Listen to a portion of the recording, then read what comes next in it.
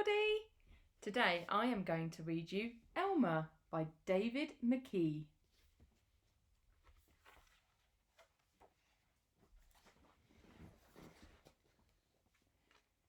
There was once a herd of elephants.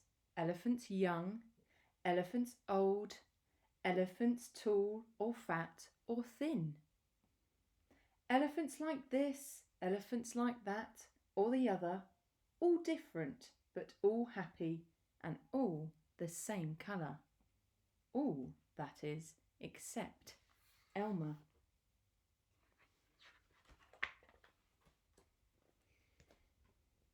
Elmer was different.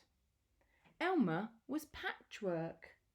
Elmer was yellow and orange and red and pink and purple and blue and green and black and white. Elmer was not elephant colour.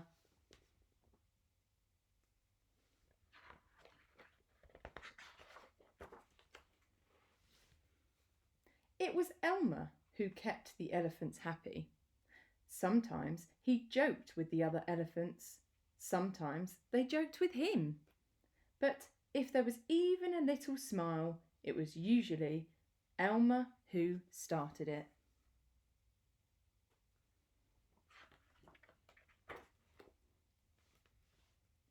One night, Elmer couldn't sleep for thinking. And the think that he was thinking was that he was tired of being different. Who ever heard of a patchwork elephant? He thought. No wonder they laugh at me. In the morning, before the others were really awake, Elmer slipped away, quietly, unnoticed.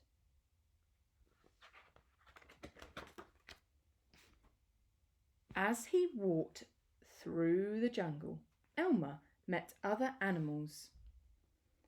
They always said, "Good morning, Elmer."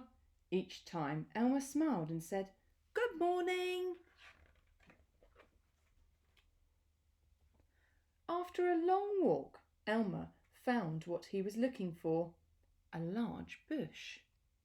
A large bush covered with berries. A large bush covered with elephant-coloured berries. Elmer caught hold of the bush and shook it so that the berries fell on the ground. Wonder what Elmer's plan is.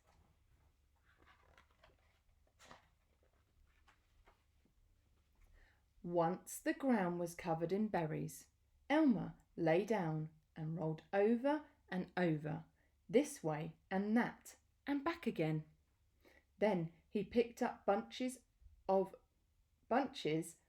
berries and rubbed himself all over, covering himself with berry juice until there wasn't a sign of any yellow or orange or red or pink or purple or blue or green or black or white. When he had finished, Elmer looked like any other elephant.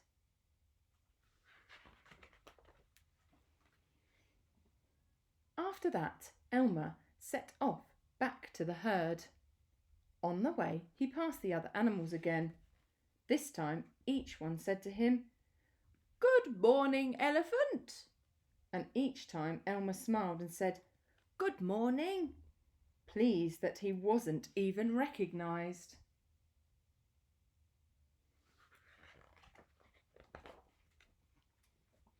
When Elmer rejoined the other elephants, they were all standing quietly. None of them had noticed Elmer as he worked his way to the middle of the herd.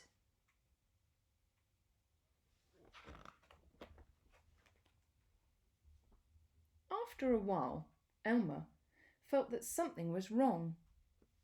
But what? He looked around. Same old jungle, same old bright sky, and same old rain cloud that came over from time to time. And lastly, same old elephants. Elmer looked at them.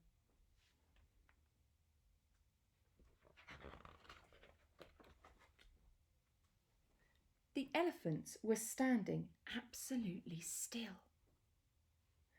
Elmer had never seen them so serious before. The more he looked at the serious, silent, still standing elephants, the more he wanted to laugh. Finally, he could bear it no longer. He lifted his trunk and at the top of his voice he shouted, "Boo!" The elephants jumped and fell all ways in surprise. "Oh my gosh and golly," they said, and then they saw Elmer helpless with laughter. "Elmer," they said, "it must be Elmer." Then the other elephants laughed too, as they all had never laughed before.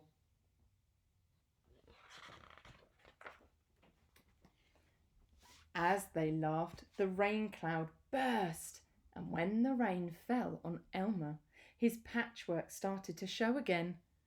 The elephants still laughed as Elmer was washed back to normal. "Oh, Elmer," gasped the old elephant. "You've played some good jokes, but this has been the biggest laugh of all. It didn't take you long to show your true colours." "We must celebrate this day every year," said another elephant. "This will be Elmer's Day. All elephants must decorate themselves, and Elmer will decorate himself elephant-coloured."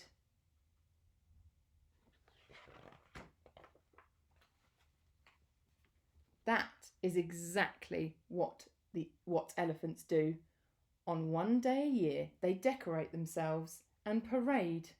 On that day, if you happen to see an elephant, an ordinary elephant colour, you will know that it must be Elmer.